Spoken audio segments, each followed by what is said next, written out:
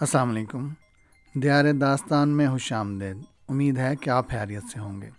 آج میں آپ کے لیے ایک طویل کہانی لے کر آیا ہوں جسے قسطوں کی صورت میں پیش کیا جائے گا۔ تو چلیے شروع کرتے ہیں۔ در بدر، ایپیسوڈ 1۔ میں خود کو کسی حوالے سے متعارف کراتے ہوئے خوشگواری محسوس نہیں کرتا، کیونکہ میرے ساتھ ماضی کی جلتی بجھتی یادوں کا کڑوا کسیلا دھواں ہے، اور میں اپنے وطن سے بہت دور ایک بدبودار دلدل میں کسی مسلے ہوئے پھول کی طرح پڑا سسک رہا ہوں۔ میرا نام خرم سلطان چودھری ہے۔ میں سلطان احمد چودھری کا دوسرا بیٹا ہوں۔ میری پیدائش پنجاب کے ایک دور افتادہ گاؤں میں ہوئی تھی۔ میرے آباء و اجداد فوجی تھے۔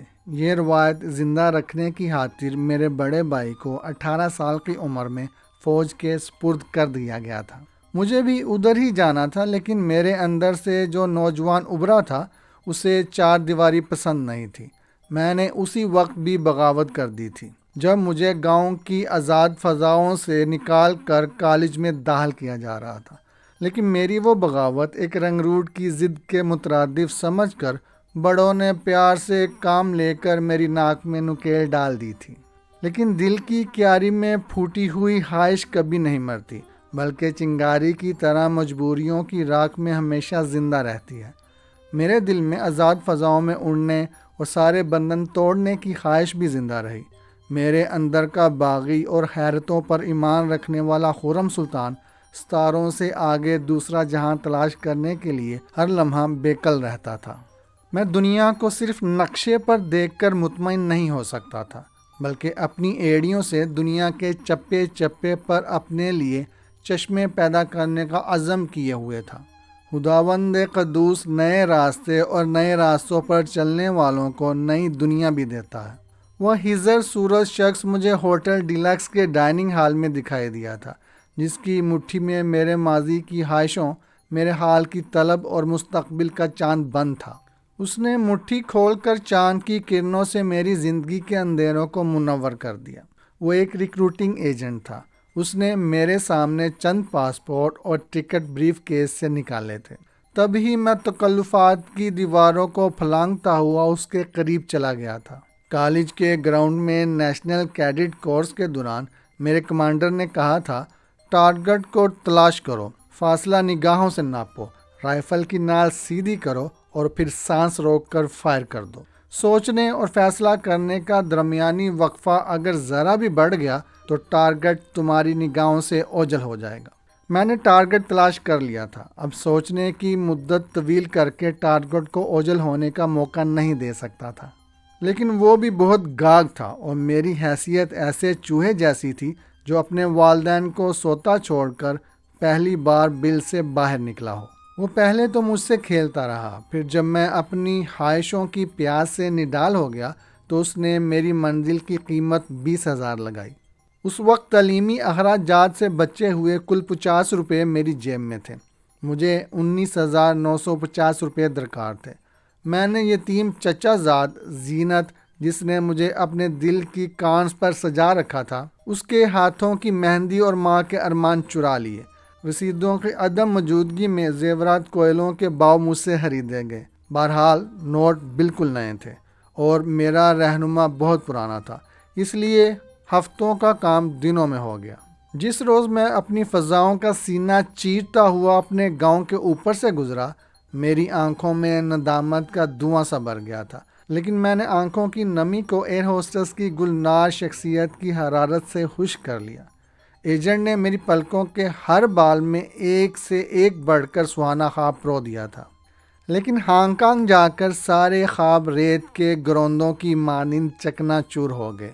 بس میں تھا اور شہر کی سرد اور بے مہر روشنیاں تھیں۔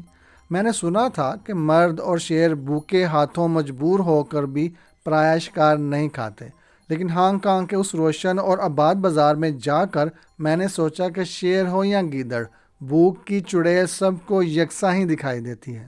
میرے پاس صرف $30 تھے، جو کفایت شعاری کے باوجود 4 دن چلے۔ 5واں اور 6واں دن میں نے ایک پارک کے بینچ پر سوچتے جاگتے اور خوابوں میں بدکتے ہوئے گزارا۔ 7ویں روز کام کرنے اور سانسوں کی ڈوری کو بچانے کا فیصلہ کیا۔ دن کے 12 بجے میں گھومتا ہوا ایک ٹیکسی اسٹینڈ پر گیا اور مؤدب لہجے میں ایک ڈرائیور سے کہا، جناب میں کام کرنا چاہتا ہوں۔ ڈرائیور نے اچرتی سی نگاہ سے میری طرف دیکھا اور پھر چونک سا گیا۔ کہاں سے آئے ہو؟ اس نے اردو میں جواب دے کر مجھ پر شادی مر کی سی کیفیت طاری کر دی، کیونکہ اب تک زبان کا مسئلہ آڑے آ رہا تھا۔ پاکستان سے، میں نے وفور مسرت سے کپ کپاتی آواز میں اسے بتایا تو اس کے تاثرات بدل گئے۔ میں گھبرا کر ایک قدم پیچھے ہٹ گیا۔ میں حیران تھا، مجھے اس اچانک تبدیلی کا کوئی جواز سمجھ میں نہیں آ رہا تھا۔ مدن، ٹیکسی میں ایک جوان جوڑا بیٹھا ہوا تھا۔ نوجوان نے ٹیکسی ڈرائیور کو اردو میں مخاطب کیا، بملا کو آؤٹنگ پر لے جاؤ، میری ڈیوٹی کا وقت ختم ہو گیا ہے۔ میری حیرت صابن کی جاگ کی طرح بیٹھ گئی۔ وہ ہندو تھا اور میں مسلمان تھا۔ اسی لمحے ایک اور ٹیکسی قریب آ کر رک گئی۔ اس کی چھت پر میں نے اٹیچی کیس دیکھ لیا۔ مسافر ایک انگریز بوڑھا تھا۔ میں نے ایڑیاں اٹھا کر اٹیچی کیس پکڑا تو میرے جبڑے پر ہتھوڑے جیسی ضرب لگی۔ میں لڑکھڑاتا ہوا گھٹنوں کے بل گر گیا۔ زمین پر ہتھیلیاں ٹیک کر میں نے حملہ آور کی طرف دیکھا۔ وہ ابھرے ہوئے جبڑوں والا اور بیٹھی ہوئی ناک والا ایک زرد رو نوجوان تھا، جو بٹن جیسی سرخ آنکھوں سے مجھے گور رہا تھا۔ غالباً جو کچھ مجھ پر گزرا تھا، ایسی حالت میں نہ کرتا۔ میں مقابلہ کرنے کی حالت میں نہیں تھا، لیکن اس نے پنجاب کی مٹی اور پانیوں کو للکارا تھا۔ اسی لمحے مجھ پر انکشاف ہوا کہ بھوک اور پیاس صرف انسانی جسم کو لاغر کرتی ہے، اس کے جذبوں کو متاثر نہیں کرتی۔ میری حرکت غیر ارادی اور بے اختیاری تھی۔ میں دوڑ کر اس کے قریب گیا اور اسے ٹکر مارنا چاہتا تھا کہ اس کا ترچھا ہاتھ میری گردن پر پڑا اور میں ڈکارتا ہوا دوبارہ زمین بوس ہو گیا۔ زمین چاٹ کر اٹھا تو میرے تن بدن میں شرارے سے بھر گئے تھے۔ وہ ٹانگیں پھیلا کر ہاتھ قدرے آگے پھیلائے کھڑا تھا۔ میں پھر پہلی حماقت کو دہرانا نہیں چاہتا تھا، اس لیے یوں لڑکھڑاتا ہوا چلنے لگا جیسے مد مقابل کے قدموں میں گرنا چاہتا ہوں۔ میرا انداز شکست امیز ہی تھا۔ وہاں کھڑے مسافروں اور ڈرائیوروں نے قہقہے اچھالنے شروع کر دیے۔ 3 قدم چل کر میں نے پلٹنے اور جپٹنے کا عمل ایک ساتھ ہی کیا تھا۔ وہ مجھے جپٹتے دیکھ کر اچھلا، لیکن اس کی گردن میرے عام لاک میں پھنس چکی تھی۔ اسے جھٹک کر پیچھے کیا اور خود جھک کر آگے بڑھا تو وہ میری پشت سے ہوتا ہوا دور جا گرا۔ اس کے حلق سے ابھرنے والی چیخ سن کر میں نے دیکھا تو وہ کسی دم توڑتے کتے کی طرح منہ کھولے ہاتھ پاؤں مار رہا تھا۔ میں نے آستین سے آنکھوں میں گرتا خون صاف کیا اور ایک طرف چل پڑا۔ سنو نوجوان، آواز سن کر میں نے چلتے چلتے پلٹ کر دیکھا۔ میرے پیچھے ایک بوڑھا سکھ آ رہا تھا۔ وہ ایک طویل قامت، مضبوط جسم کا بوڑھا تھا۔ اس نے میرے دائیں شانے پر اپنا وزنی ہاتھ رکھ دیا اور بولا، ہندوستانی ہو یا پاکستانی؟ پاکستانی، میں نے فخر سے کہا۔ پنجابی ہونا؟ ایسے شیر جوان میرا پنجاب ہی پیدا کرتا ہے۔ میرا نام امر سنگھ ہے۔ میرا گھر ضلع منٹ گمری کے چک 86 میں تھا۔ اپا نے تیری چڑتل دیکھ کر ہی پہچان لیا کہ گبرو پنجاب کا ہے۔ سن پتر، جس کی ہڈیاں تو کڑکڑا آیا ہے وہ چنگچی کا آدمی ہے۔ چنگچی ادھر کا بہرام ڈاکو ہے۔ چل میرے ساتھ، ورنہ چنگچی کے گنڈے تیری ہڈیاں توڑ کر کسی گٹر میں پھینک دیں گے۔ اگر پناہ کی پیشکش کوئی ہندو کرتا تو میں کبھی بھروسہ نہ کرتا۔ مجھے سیاست اور جنگ میں ہندو کی ذہنیت کا بڑا تلخ تجربہ تھا۔ میں اس کے ساتھ چل دیا۔ امر سنگھ کا محلہ دیکھ کر میں نے سوچا کہ اجلے لباس میں غلیظ بدن ہر جگہ پائے جاتے ہیں۔ وہ محلہ ایسا ہی تھا جیسے ہمارے ہاں کے محلے ہوتے ہیں۔ کسی گھر کی 4 دیواری نہ تھی۔ میلی عورتیں صحن میں بیٹھی غلیظ ننگ دڑنگ بچوں کو دودھ پلا رہی تھی۔ یہ سویپر کالونی تھی۔ امر سنگھ نے محلے کی حالت کے بارے میں وضاحت کی۔ میں نے اسے نہیں پوچھا کہ وہ اپنا ملک، اپنا گھر اور اپنے بچوں سے دور آ کر ہاک روبی کیوں کرتا ہے۔ اگر پوچھ بھی لیتا تو اس کا جواب گالی بن کر مجھے ان ہم وطنوں کی طرف لے جاتا جو باہر جا کر پرانی غلاظتوں کے انبار میں ڈوب جاتے ہیں اور اپنے وطن کی سوندھی سوندھی مٹی سے موتی رولتے انہیں شرم آتی ہے۔ میں خود بھی انہی جیسا تھا۔ پھر میں امر سنگھ سے یہ سوال کیسے کر سکتا تھا؟ اس کا گھر 2 ڈربوں پر مشتمل تھا۔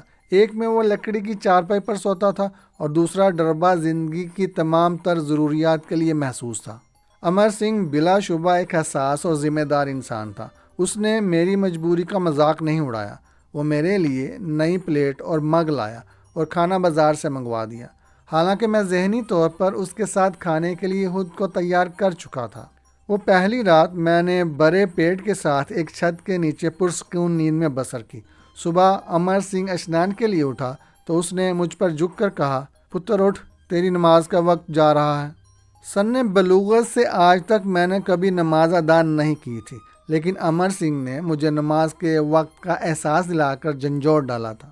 میں نے اٹھ کر نمناک آنکھوں کو وضو کے سرد پانی سے دھویا اور ایک سکھ کے گھر میں اس خدا کے سامنے سجدہ ریز ہو گیا جو یقیناً امر سنگھ کا بھی رب تھا۔ ناشتے سے فارغ ہو کر امر سنگھ نے ڈانگری پہنی اور صفائی والا لمبا برش اٹھا کر جب خاموشی سے باہر جانے لگا تو میں نے آگے بڑھ کر اس کی بغل سے برش نکال لیا۔ نہیں چودھری، وہ مضبوط لہجے میں بولا، ابھی نہیں، کچھ دن آرام کر لے، میں تیرے لیے کوئی دوسرا کام دیکھوں گا۔ کوئی بہتر کام نہ ملا تو برش لے لینا۔ اس نے نرمی سے میرا ہاتھ دبایا اور برش نکال لیا۔ کچھ دیر بعد قدموں کی ہلکی سی چاپ سن کر میں نے دیکھا تو 17-18 برس کی دبلی پتلی سانولی سی لڑکی اپنی کٹورا آنکھوں سے میری طرف دیکھ رہی تھی۔ اس کا سراپا شلوار قمیض نے ڈانپ رکھا تھا۔ تم سکھ تو نہیں لگتے، وہ ٹھیٹھ پنجابی میں بولی۔ میری اماں کا یہی خیال ہے، مائیں کبھی جھوٹ نہیں بولتی۔ میں اٹھ بیٹھا، میں مسلمان ہوں، میں اماں کو بتاتی ہوں۔ وہ پلٹی اور دوڑتی ہوئی باہر نکل گئی۔ خدا، کہیں میں کوئی خواب تو نہیں دیکھ رہا؟ ہانگ کانگ میں یہ جانے پہچانے چہرے، یہ اپنے سے لوگ، یہ سب کیا ہے؟ میں نے دونوں ہاتھوں سے سر تھام لیا۔ چند ہی لمحے بعد پورا خاندان اس ڈربے میں آ گیا۔ کمان اس لڑکی کے ہاتھ میں تھی، وہ سب سے آگے تھی اور سب کو اپنی دریافت دکھانے لائی تھی۔ وہ عورت ان کی ماں تھی۔ میں احتراماً اٹھ کھڑا ہوا۔ پہلے دوپٹے سے جانگتے اس کے سفید بال دیکھ کر مجھے اپنی ماں یاد آ گئی، جو یقیناً چھپ چھپ کر میرے لیے روتی ہوگی اور سب کے سامنے مجھے بد دعائیں دیتی ہوگی۔ میں نے اسے کتنا دکھ دیا تھا۔ اس نے مجھے اپنا دودھ پلایا تھا اور میں اسے ڈس کر بھاگ آیا تھا۔ اس نے مجھے اپنے بڑھاپے کی لاٹھی اور خاندان کا پاسبان بنایا تھا، لیکن میں نے ڈاکو بن کر اسے لوٹ لیا تھا۔ پھر بھی وہ ایک ماں تھی، بیٹے کے لیے ضرور روتی ہوگی۔ ہم بھی مسلمان ہیں، ماں نے اپنا تعارف کرواتے ہوئے بتایا۔ آبدہ کے ابا بنگلہ دیش سے تعلق رکھتے ہیں۔ تم کہاں سے آئے ہو بیٹا؟ پاکستان سے۔ کوئی روزگار مل گیا؟ ابھی نہیں، میں نے بتایا، ابھی کوشش ہی نہیں کی۔ اگر چاہو تو میں آبدہ کے ابا سے کہوں، وہ ایک کلب میں بار ٹینڈر ہیں۔ اماں آبدہ نے جیسے اصل بات ماں کو یاد کرائی۔ یہ امر سنگھ کے ساتھ کیسے رہے گا؟ وہ سکھ ہے۔ کوئی بات نہیں بیٹی، ماں نے کہا، پردیس میں تھالی ایک ہی ہوتی ہے اور سب اسی میں کھاتے ہیں۔ امر سنگھ بہت اچھا انسان ہے۔ تم نے اپنا نام نہیں بتایا بیٹے۔ میرا نام خرم سلطان ہے۔ کچھ دیر رک کر ریحانہ بیگم اپنے بچوں کو سمیٹ کر واپس چلی گئی، لیکن اس خاندان کے خلوص اور اپنائیت کی خوشبو دیر تک میرے حواس پر طاری رہی۔ دوپہر کو آبدہ پیشانی تک دوپٹہ اوڑھے سمٹی سمٹائی چھوٹے بھائی کے ساتھ ایک ٹرے ساتھ لیے پھر آئی تھی۔ ٹرے میں ساگ اور توے کی چند روٹیاں تھیں۔ سادہ سا بے تکلف کھانا تھا۔ آپ بیٹھ جائیں، میں نے کہا۔ نہیں، آبدہ نے پلٹ کر باہر دیکھا۔ گڈو آپ کے پاس رہے گا، میں توے پر روٹیاں ڈال کر آتی ہوں۔ اماں کام پر ہیں۔ اوہ، میں نے نوالا چباتے ہوئے کہا، کیا اماں بھی کام کرتی ہیں؟ جی، آبدہ نے جیسے سسک کر اعتراف کیا۔ یہاں ہر فرد کو دونوں ہاتھوں سے کام کرنا پڑتا ہے۔ ہم بہن بھائیوں کو باہر جانے کی ہمت نہیں پڑتی۔ یہاں بردہ فروش دن دہاڑے بچوں کو اٹھا لے جاتے ہیں۔ بلے اوئے بلے، امر سنگھ نے صحن میں داخل ہوتے نعرہ لگایا اور آبدہ سمٹ کر دیوار کے ساتھ لگ گئی۔ آج تو سارا پاکستان امر سنگھ کے گھر آیا ہوا ہے۔ بیٹھو بیٹھو دیرانی، اچھا، اپنے بھائی بہن کی خدمتاں ہو رہی ہیں۔ امر سنگھ صندوق پر ہی بیٹھ گیا اور آبدہ پلٹ کر باہر نکل گئی۔ او چاچا، میں نے ٹرے سرکاتے ہوئے کہا، کھانا بہت ہے۔ گھر کا کھانا کھائے مدت ہو گئی۔ میری بیٹی کلونت کور بھی آبدہ جتنی ہوگی۔ اس نے روٹی کے لیے ہاتھ بڑھاتے ہوئے کہا، ہاں، تیرے لیے ایک کام دیکھ آیا ہوں۔ کیسا کام ہے چاچا؟ بس کام ہے، وہ مونچھوں کے بال ہونٹوں کی گرفت سے نکالتے ہوئے بولا، ابھی پاؤں رکھ لے، جگہ خود بہت بن جائے گی۔ سروس اسٹیشن پر گڈیوں پر کپڑا مارنے کا کام ہے۔ شکریہ، بہت بہت شکریہ۔ مجھے اپنی تقدیر کے مذاق پر رونا آ رہا تھا۔ میں ہنسنے لگا۔ میری ہنسی دیوانے کی ہنسی تھی، دکھ بھری ہنسی جسے امر سنگھ نے بھی محسوس کر لیا تھا۔ میں بھی تیری طرح خواب لے کر آیا تھا پتر، وہ بولا۔ جس قسم کے خواب آنکھوں میں چھپا کر تم یہاں آئے ہو، اگر چاہو تو وہ شیش محل تعمیر کر سکتے ہو۔ مگر یہ لباس پہن کر اس شیش محل میں کوئی بھی داخل نہیں ہو سکتا۔ میں لباس نہیں اتار سکا، اس لیے برش خریدا۔ جب میں خود لباس اتارنے کی ہمت نہیں کر سکا تو تمہیں کیا مشورہ دوں گا؟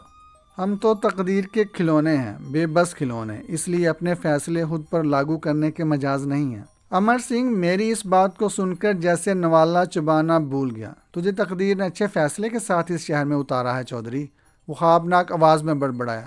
تیرے اندر کی آتما بے کل بھی ہے اور جیدار بھی۔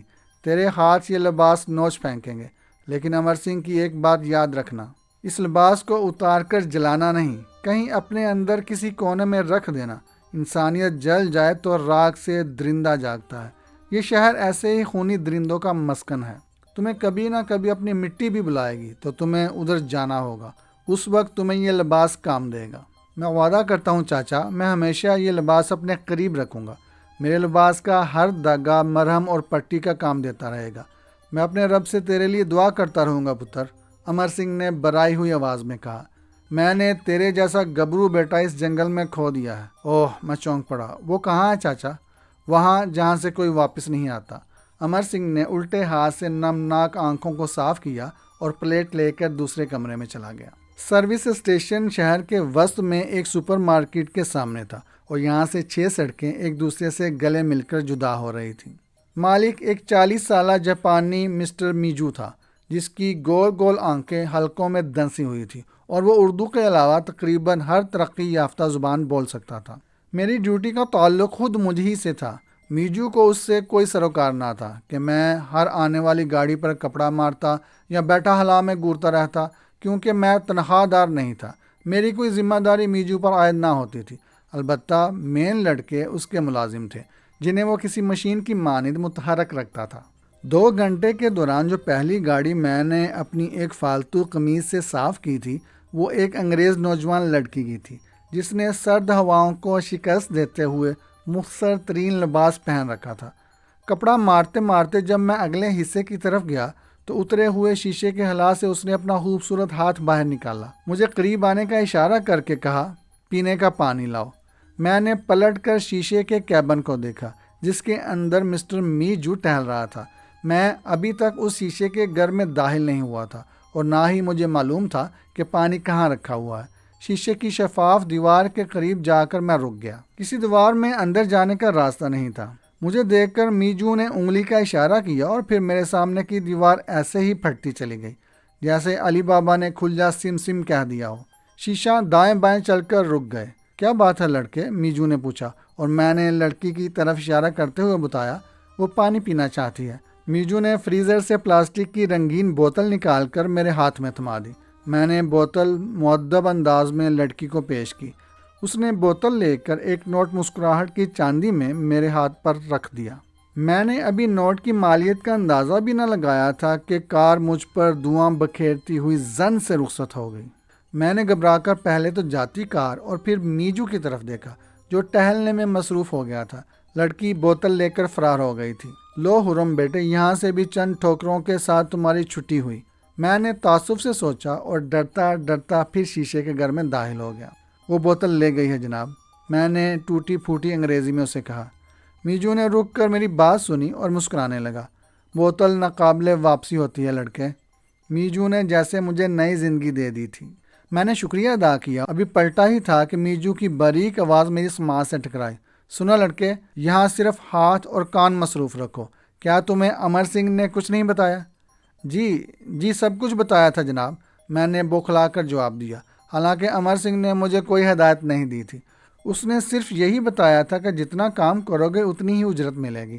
8ویں روز جب میں ایک سیاہ فام کو پلاسٹک کی رنگین بوتل دے کر ٹپ ملے بڑی مالیت کے نوٹ کو طے کر کے بیک پاکٹ میں رکھ رہا تھا تو میجو کا ملازم لڑکا، جو رنگ و شکل سے برِ صغیر کا باشندہ لگتا تھا اور 8 دنوں سے دوسروں کی نگاہیں بچا کر مجھے یوں دیکھتا رہا تھا جیسے پہچان رہا ہو یا کچھ کہنا چاہتا ہو، اسی لمحے مسٹر میجو ادھر پشت کیے میز پر جھکا کچھ لکھ رہا تھا۔ لڑکے نے گردن گھما کر میجو کو دیکھا اور تیزی سے میری طرف لپکا، پھر میرے قریب سے یہ کہتا گزر گیا، یہاں سے بھاگ جاؤ، تمہارے ذریعے مال باہر جا رہا ہے۔ میں نے استفہامیہ نگاہوں سے اس کی طرف دیکھا۔ اس نے پمپ نمبر 3 کو صاف کرتے ہوئے میری طرف دیکھا۔ اس کی آنکھوں میں التجا تھی۔ اس نے اردو زبان استعمال کی تھی۔ میں پاکستانی ہوں دوست، میں نے قریب سے گزرتے ہوئے اپنا تعارف کرایا۔ میری رہنمائی کرو۔ پلاسٹک کی بوتلوں میں وہ سرگوشی میں بولا، تم سے پہلے بھی ایک سوڈانی لڑکا اسی چکر میں مارا جا چکا ہے۔ ایسے لڑکے امر سنگھ سپلائی کرتا ہے، وہ باہر سے مال لاتا ہے، پھر تم جیسے لڑکوں کے ذریعے تقسیم کرواتا ہے۔ بھاگ جاؤں لیکن کہاں؟ میں نے اس سے سوال کیا۔ گھنے خطرناک جنگل میں بھاگنے والے تو جلد ہی اپنی زندگی کی شام کر بیٹھتے ہیں، تھک کر کسی درندے کا نوالا بن جاتے ہیں یا دوڑتے ہوئے کسی کھو میں گر جاتے ہیں۔ میں یہاں ہی رک کر انہی پیروں پر مضبوطی سے کھڑا رہ کر چاروں طرف کا خیال رکھوں گا، مقابلہ کروں گا۔ مجھے امر سنگھ کا اصل چہرہ دیکھ کر ذرا بھی تعجب اور دکھ نہیں ہوا۔ حیرتوں کی کھڑکی میں نے اپنے ہاتھوں سے بند کر دی تھی۔ ایک طرح میں امر سنگھ کا شکر گزار تھا کہ اس نے فریب کر کے یہ بتا دیا کہ یہاں کا بظاہر بے رنگ پانی بھی اپنے اندر ایک رنگ رکھتا ہے، دیکھنے میں بے رنگ مگر ہاتھ دھونے میں رنگدار۔ یہاں کی ہر شے کئی رنگ اور کئی پہلو لیے ہوئے تھی۔ اگر امر سنگھ جو کچھ دکھائی دیتا تھا وہی اندر سے بھی ہوتا تو خرم چودھری بار بار ایسے ربڑ کے ناگوں سے خود کو ڈسواتا رہتا۔ میں نے اپنے اس فیصلے سے کسی کو بھی آگاہ نہیں کیا تھا، اس ہمدرد اور مہربان لڑکے کو بھی نہیں جس نے مجھے خود خطرے میں ڈال کر بتایا تھا کہ رک جاؤ، آگے پل ٹوٹا ہوا ہے۔ میں نے فیصلہ کر لیا تھا کہ زندگی کی گاڑی اب چلتی ہی رہے گی۔ پہلے دن پاک کرنسی کی مالیت کے لحاظ سے میں نے 315 روپے کمائے تھے۔ یہ آمدنی معقول نہیں تھی، بلکہ میرے ان خوابوں کی کرسیاں چننے اور جوڑنے کے لیے کافی تھی جو پہلے دن ایئرپورٹ کے باہر ٹوٹ گئے تھے۔ اب اگر میں چاہتا تو اپنے لیے کسی معمولی ہوٹل میں کمرہ لے سکتا تھا اور اچھے ہوٹل میں کھانے کے دام بھی ادا کرنے کا اہل تھا، لیکن میں اپنی جڑوں کو ریتلی زمین کے حوالے کرنا نہیں چاہتا تھا۔ مجھے یقین تھا کہ امر سنگھ مجھ سے کمائی کا حساب نہیں مانگے گا، کیونکہ میں نے دن بھر میں 6-7 بوتلیں ٹھکانے لگا کر اسے معقول کمیشن دلوا دیا تھا۔ رات 9 بجے میں روشن سڑکیں چھوڑ کر طریق گلیوں سے گزرتا ہوا جب سویپر کالونی پہنچا تو گیس اور تیل کے چولہے ہر گھر میں جل رہے تھے۔ بدتمیز اور ننگے بچے کہیں کونوں خدروں میں دبک چکے تھے۔ باہر اکا دکا مرد دکھائی دے رہے تھے، زیادہ تر جوان لڑکیاں کھانا پکانے میں مصروف تھیں۔ انہی میں چھٹے صحن میں آبدہ بھی چپاتیاں پکا رہی تھی۔ انہوں نے چونکہ مٹی کی 3 دیواری سے باورچی خانہ کا تصور نما کر رکھا تھا، اس لیے میں نے نیچی دیوار کے اوپر سے صرف اس کا چہرہ دیکھا تھا جو شعلوں کی روشنی میں چمک رہا تھا۔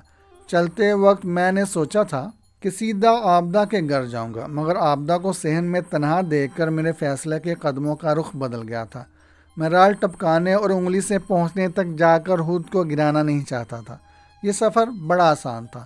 اس سفر پر تو ہر نوجوان دن دناتا ہوا چل پڑتا ہے، لیکن آبدہ کو یقیناً ایسے ہی نوجوان سے دور رکھنے کے لیے اس کی ماں نے خود کو چادر اور 4 دیواری سے نکال لیا تھا۔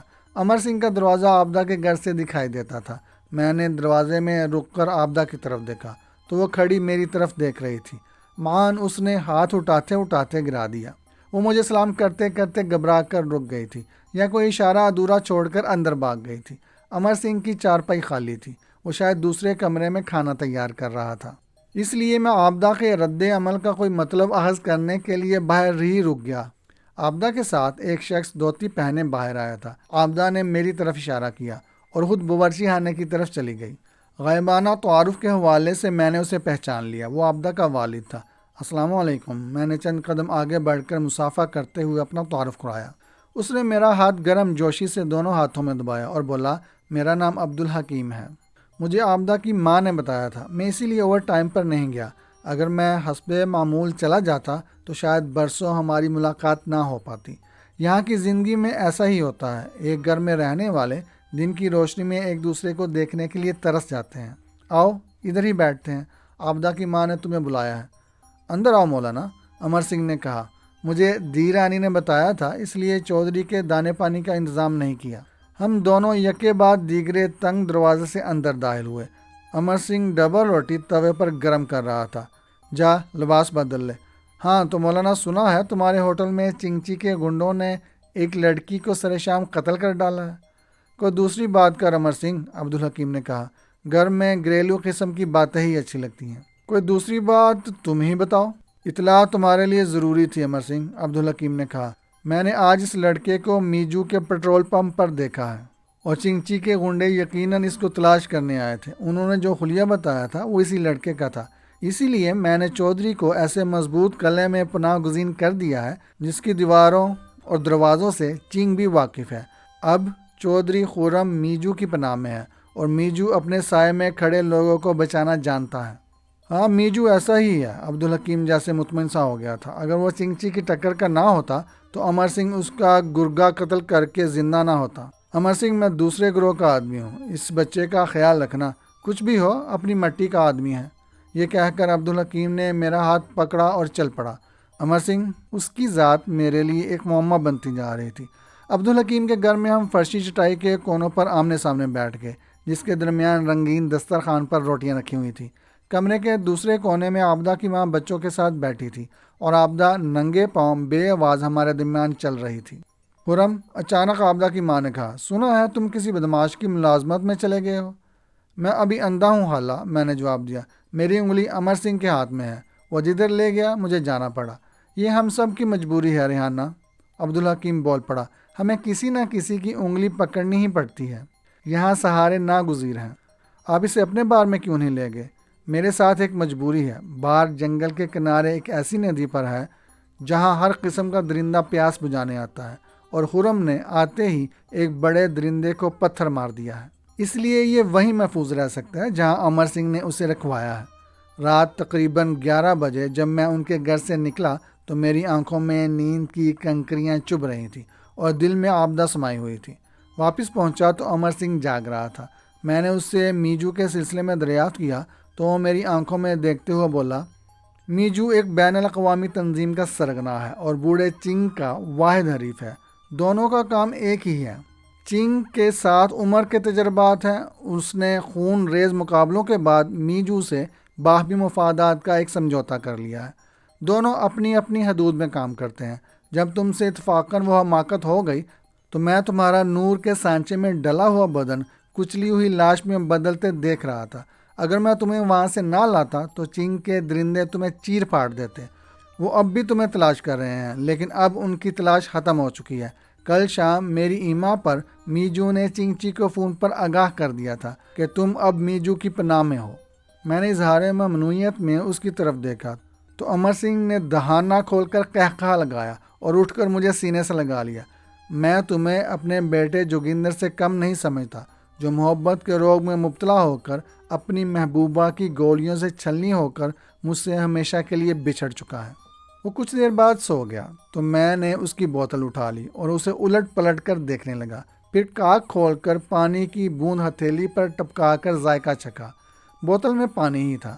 میں نے کارک لگایا اور بوتل الٹ کر پیندا دیکھا۔ درمیان میں گول چھوٹا سا سوراخ اندر تک چلا گیا تھا۔ سوراخ کے آگے جا کر بند ہو جاتا تھا۔ یوں لگتا تھا جیسے اس خلا سے کوئی شے نکال لی گئی ہو۔ کچھ نہ سمجھتے ہوئے میں نے بوتل رکھ دی اور سونے کے ارادے سے لیٹ گیا۔ میں عبدالحکیم کے گھر پہنچا تو وہ کام پر جا چکا تھا۔ بچے سو رہے تھے اور عابدہ کی ماں جان نماز پر بیٹھی قرآن کی تلاوت کر رہی تھی۔ عابدہ نے مجھے دیکھ کر دوپٹہ درست کیا اور مسکراتی نگاہوں سے خاموش سلام کیا اور بہار کے پہلے جونکے کی طرح لہراتی ہوئی میرے قریب سے گزر کر باہر نکل گئی اور میں چٹائی پر بیٹھ گیا۔ کچھ دیر بیٹھ کر میں کام کے لیے چل دیا۔ سروس اسٹیشن کا وہی ماحول تھا، وہی چپ چپ سے ڈرے اور سہمے ہوئے لڑکے، وہی وقت کا بیشتر حصہ ٹہل کر گزارنے والا ماسٹر میجو۔ سب کچھ ویسا ہی تھا، لیکن میری آمدنی گھٹ گئی تھی کیونکہ ماسٹر میجو کے فریزر میں گاہکوں کا اسٹاک ختم ہو گیا تھا۔ اس دن نہ جانے پیاسوں کو کیسے معلوم ہو گیا تھا کہ آج پانی نہیں ملے گا، سوائے ایک بوڑھے کے، اور کسی نے پانی نہیں مانگا تھا۔ وہ بوڑھا بھی کوئی ہنستا حال ہی تھا۔ پھٹا ہوا لباس، بڑی ہوئی شیو اور سر آنکھوں والا بوڑھا وہاں پیدل ہی آیا تھا۔ جاؤ ماسٹر سے کہو بوڑھا ٹام پانی مانگتا ہے، اس نے کمپاؤنڈ وال سے ٹیک لگا کر کہا اور بری طرح ہانپنے لگا۔ پانی کا اسٹاک ختم ہو چکا ہے جناب، میں نے بڑے ادب سے کہا۔ ویسے ادھر سروس سائڈ میں نل چل رہا ہے، اسے کہو۔ وہ گڑ گڑانے لگا۔ آج اپنے کوٹے سے ایک قطرہ دے دے، میں مر رہا ہوں لڑکے، بھاگ کر جاؤ۔ کیا بات ہے چودھری؟ امر سنگھ کی آواز سنائی دی۔ یہ پانی مانگ رہا ہے چاچا، مگر بوتلوں کا اسٹاک ختم ہے۔ امر سنگھ نے اپنی جیب سے پلاسٹک کی ٹیوب نکالی اور بولا، سگریٹ نکالو ٹام۔ بوڑھے نے بمشکل بوجھل پپوٹوں کی جریوں سے دیکھا اور جیکٹ کی جیب سے مڑی توڑی کنگ سائز سگریٹ نکال کر امر سنگھ کو دے دی۔ امر سنگھ نے ٹیوب کھول کر ایک باریک سا برش نکال لیا۔ برش سے اس نے سگریٹ کے تول پر ایک لکیر کھینچی اور سگریٹ سلگا کر ٹام کی لرزتی ہوئی انگلیوں میں پھنسا دیا۔ موج کر سالے، امر سنگھ نے ٹیوب بند کرتے ہوئے کہا اور اٹھ کر میری کمر میں ہاتھ ڈال کر کیبن کی طرف بڑھنے لگا۔ مجھے آج ماسٹر میجو نے بلایا ہے، اس نے سرگوشی کی، پتہ نہیں کیا بولے گا۔ ہمیں دروازہ کھلا ہی ملا اور میجو میز کے پیچھے کرسی پر جھول رہا تھا۔ لڑکا چل جائے گا، میجو نے کسی تمہید کے بغیر کہا۔ میں اسے سروس سائٹ پر لگانا چاہتا ہوں۔ میرے گاہکوں میں لڑکیوں کی تعداد حیرت انگیز طور پر بڑھنے لگی ہے۔ میں جانتا ہوں ایسا کیوں ہو رہا ہے۔ ابھی کچھ دن اور چلنے دو ماسٹر، امر سنگھ نے کہا، ابھی اس کے پر مکمل نہیں ہوئے۔ ایک تجربہ ہی صحیح امر سنگھ، ماسٹر نے مسکراتے ہوئے کہا، بزنس مین کو کوئی چانس ضائع نہیں کرنا چاہیے۔ میں نے تمہیں اس لیے بلایا ہے کہ تم ایک تلخ تجربے سے گزر چکے ہو۔ اسے بتا دو جوگندر سنگھ بننے والوں کا انجام کیا ہوتا ہے۔ میں اسے دوسرا جوگندر سنگھ بننے نہیں دوں گا ماسٹر، امر سنگھ نے کہا۔ خرم چودھری، میجو نے میری طرف جھک کر کہا، یہاں ہاتھ اور کان استعمال ہوتے ہیں۔ کانوں سے حکم سنو اور ہاتھوں سے سر انجام دو۔ زبان صرف اپنی ضرورت کے لیے کھولو، ایسے لوگ ادھر بہت کامیاب رہتے ہیں۔ یہ کہہ کر وہ امر سنگھ کی طرف متوجہ ہوا۔ اسے 9 اسٹریٹ پہنچا دو، اسے میڈم شیورا کی گاڑی صاف کرنا ہوگی۔ نہیں ماسٹر، امر سنگھ اکھڑے لہجے میں بولا، تم جلد بازی کرنے لگے ہو۔ لے جاؤ، ماسٹر غرایا، میجو کے سودے منسوخ نہیں ہوا کرتے۔ امر سنگھ نے اٹھتے ہوئے زیر لب ماسٹر کو گالی دی۔ باہر میجو کی نئے ماڈل کی کرولا کھڑی تھی، ہم اس میں بیٹھ گئے۔ وہ چپ چپ سا تھا اور ایک ہاتھ سے داڑھی کے بال نوچنے لگا تھا، جس سے اس کی ذہنی کیفیت ظاہر ہو رہی تھی۔ وہ علاقہ شہر سے 15 کلومیٹر باہر فارموں کے قریب تھا، جہاں جدید کوٹھیاں بھی بنی ہوئی تھیں۔ چند کوٹھیوں کے بعد ایک گلی تھی، جس کے سامنے ایک وسیع پارک تھا، جس کی بینچوں پر بوڑھے جوڑے گھسی ہوئی مونچھیں لڑا رہے تھے اور کچھ ننھے منھے بچے کھیل رہے تھے۔ 9 اسٹریٹ میں امر سنگھ نے گاڑی چوتھی کوٹھی کے سامنے روک کر 3 بار ہارن بجایا اور اتر کر گیٹ پر جا کھڑا ہوا۔ اندر سے ایک سیاہ فام بڑھیا آئی اور کارڈ لے کر واپس چلی گئی۔ میری نگاہ امر سنگھ کے دائیں شانے کو پھلانگتی ہوئی اس شیشے کے دروازے پر جم گئی، جس کے پس منظر میں رنگین پردہ ہلکورے لے رہا تھا۔ میں سانس روکے کسی پری چہرہ کے ظہور کا منتظر تھا کہ خود کار آہنی گیٹ بے آواز کھلنے لگا۔ بوری بجری پر چلتے ہوئے ہم شیشے کے دروازے پر پہنچے تو گیٹ کی طرح اس نے بھی ہمارے لیے اپنا سینہ وا کر دیا۔ دروازے کے سامنے ایک طویل راہداری تھی، جس کے اختتام پر وہ سیاہ روح بڑھیا گردن ہم کیے کھڑی تھی۔ مدام آپ کی منتظر ہیں، اس نے مؤدب انداز میں ایک دروازے کی طرف اشارہ کیا۔ امر سنگھ نے مجھے آگے بڑھنے کا اشارہ کیا اور خود میرے عقب میں آ گیا۔ وہ دروازہ بھی خود کار تھا۔ میں نے کندھے اچکائے اور اندر قدم رکھا اور ٹھٹک گیا۔ وہ کمرے کے وسط میں کھڑی تھی، اس کا سفید لباس وہ فرش پر پھیلا ہوا تھا۔ اگر وہ ہاتھ سے اشارہ نہ کرتی تو میں اسے سنگ مرمر کی مورتی سمجھ لیتا۔ ماسٹر تک میرا شکریہ پہنچا دینا۔ اس کی آواز بھی اسی جیسی حسین تھی۔ امر سنگھ نے گردن ہم کر کے اسے تعظیم دی اور باادب لہجے میں جاپانی زبان میں کچھ کہا، جسے سن کر مدام شنورا کے لبوں پر مسکراہٹ آ گئی۔ ٹھیک ہے، تم جا سکتے ہو، وہ بولی۔ امر سنگھ کو پلٹتے دیکھ کر میں نے بھی قدم اٹھایا۔ نہیں، تم نہیں، مدام کی آواز نے میرے قدم جکڑ لیے۔ تم میڈم کے پاس ٹھہرو گے، امر سنگھ نے جاتے جاتے کہا اور مجھے حیرتوں میں غوطہ زن چھوڑ کر رخصت ہو گیا۔ میں ہانگ کانگ میں اجنبی اور ان لوگوں کے نزدیک بے بس گائل پرندہ تھا، لیکن میں دودھ کی بوتل چھوڑ کر ادھر نہیں آیا تھا۔ میں 22 برس کا نوجوان تھا، لیکن امر سنگھ کے جاتے ہی مدام شینورا نے اپنے سفید دانتوں کی چاندنی مجھ پر لٹائی تو میرے دل کی ہر خواہش جیسے بیمار سی ہو گئی۔ شاید اس کے پیچھے کوئی نفسیاتی عمل رہا ہو۔ وہ مسکراتی اور قدم قدم پر حشر برپا کرتی ہوئی اپنی لمبی پوشاک سنبھالے خوابگاہ میں چلی گئی، جو انگریزی فلموں کے سیٹ کی طرح سجی ہوئی تھی۔ لیکن مدام سارے ماحول پر کسی گہرے رنگ کی طرح چھا گئی۔ ڈبل بیڈ کے کنارے بیٹھی ایک سفید بلی اپنے پاؤں چاٹ رہی تھی۔ بیٹھ جاؤ مسٹر خرم، اس نے مترنم آواز میں کہا۔ گاڑی، میرے حلق میں پھندا سا لگ گیا۔ مجھے گاڑی صاف کرنے بھیجا گیا ہے۔ اس نے سر جھٹک کر چہرے کو سیاہ گٹاؤں سے نکالا اور ہنس پڑی۔ مجھے تم جیسے نوجوان پسند ہے، جو انجان پنے میں مجھے اس لطف سے آشنا کر جاتے ہیں جس کے لیے میں ان بند کمروں میں ترستی رہی ہوں۔ بھول جاؤ خرم، بالکل بھول جاؤ، تم کون ہو، کہاں سے تھے، کیوں تھے، بس مجھے یاد رکھو۔ وہ بوتل اور 2 لمبوترے گلاس نکال کر بیڈ پر بیٹھ گئی۔ ادھر آؤ خرم، میرا ساتھ دو، میں نے تمہارا وقت خرید لیا ہے، ان خریدے ہوئے لمحات کو رنگوں میں ڈبو دو۔ سوری مدام، میں نے خود کو سنبھال کر معذرت چاہی۔ میں شراب نہیں پی سکتا کیونکہ میں مسلمان ہوں۔ میرے مذہب اور ملک نے شراب حرام قرار دے رکھی ہے۔ آپ بھی کسی مذہب کو مانتی ہوں گی؟ ہاں ہاں، اس نے گلاس سے گھونٹ لیتے ہوئے کہا۔ میں عیسائی ہوں، لیکن مذہب؟ مدام، میں نے اس کی بات کاٹ کر پوچھا، کہ آپ مسیح کی برگزیدہ ہستی کی شبیہ کے سامنے بیٹھ کر شراب پی سکتی ہیں؟ اوہ نہیں نہیں، اس نے بوکھلا کر گلاس سائڈ ٹیبل پر رکھ دیا اور کنپٹیاں دبانے لگی۔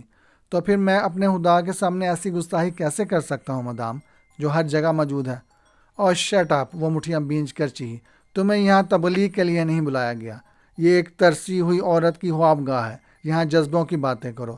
میں نے تمہارے منہ مانگی قیمت ادا کر دی ہے۔ بزنس کے اصول کے تحت تم اور تمہارا وقت میرا ہے، ادھر آؤ۔ میرا نام خرم چودھری ہے مدام، اور میں کسی فارم کا بیل نہیں ہوں۔ تم نے گھاٹے کا سودا کیا ہے، میں واپس جا رہا ہوں۔ اپنے لیے کوئی دوسرا جانور خرید لو جو تمہارے تلوے چاٹنا اپنے لیے باعث فخر سمجھے۔ ہمارے ہاں مرد بکا نہیں کرتے۔ تم نے یقیناً ادھر کے مرد کی تاریخ و نفسیات نہیں پڑھی ہوگی۔ سنو خرم، وہ ہمتے ہوئے بولی، میرا موڈ خراب نہ کرو۔ تم بھی یقیناً مدام شینورا کی تاریخ و نفسیات سے بے خبر ہو۔ شینورا بھیانک موت کا دوسرا نام ہے۔ بڑے بڑے سورما میرا نام سن کر جلا ہوا کاغذ بن جاتے ہیں۔ ادھر آؤ اور خوشبوؤں میں ڈوب جاؤ۔ اس نے آگے بڑھ کر اپنی جلتی ہوئی ہتھیلی میری کلائی پر رکھ دی۔ اس سے قبل کہ میں اس آگ کی گرفت میں آتا، میں نے اسے جھٹک دیا اور وہ میری کلائی سے کٹ کر لڑکھڑاتی ہوئی مسہری کی پٹی سے جا لگی۔ تبھی وہ کسی زخمی ناگن کی مانند پھنکارتی ہوئی مجھ پر جپٹ پڑی۔ میں جھکائی دے کر ایک طرف ہو گیا۔ وہ بھی قریب آ کر فوراً پیچھے ہٹ گئی تھی۔ اس کے نتنے کسی بتکی ہوئی گھوڑی کی مانند پھڑ پھڑا رہے تھے۔ غصے کی شدت نے اس کا خوبصورت چہرہ مسخ کر دیا تھا۔ وہ ایک دم دوسرے روپ میں کھل کر سامنے آ گئی۔ اگر وہ مشرقی مرد کی نفسیات سے ذرا بھی واقف ہوتی تو خود کو عورت اور مجھے برتر مرد ضرور تصور کرتی۔ وہ اگر نرم و نازک ربر کی گڑیا بنی رہتی تو شاید میں اس کی آرزو میں دہک جاتا۔ حماقت مجھ سے نہیں ہوئی، مدام سے ہوئی تھی۔ تب ہی اصولوں کا توازن بگڑا تھا۔ تصادم اور زلزلے کی کیفیت پیدا ہو گئی۔ خرم چودھری، اس کے لہجے میں چابک کی سی آواز تھی، میں تمہارا یہ حسین چہرہ خراشوں کا مسکن بنانا چاہتی ہوں۔ خود کو جھکا دو خرم، ورنہ مجھے اور تیرے خالق کو تمہارے چہرے کا بڑا دکھ ہوگا۔ اس کی انگلیوں پر ننھے ننھے خنجروں جیسے ناخن دیکھ کر مجھے جرجری سی آ گئی۔ مجھے جانے دو مدام، میں نے تھوک نگل کر کہا۔ یقین کرو میں تمہارے مطلب کا آدمی نہیں ہوں۔ تم چھری تلے میرے کسی جذبے کو نہیں جگا سکو گی۔ وہ یکایک یوں چرمرا گئی جیسے کسی غبارے میں کوئی ننھا سا سوراخ ہو گیا ہو۔ وہ گہری سانس لے کر مسہری کی پٹی پر بیٹھ گئی اور میں قدرے پرسکون ہو گیا۔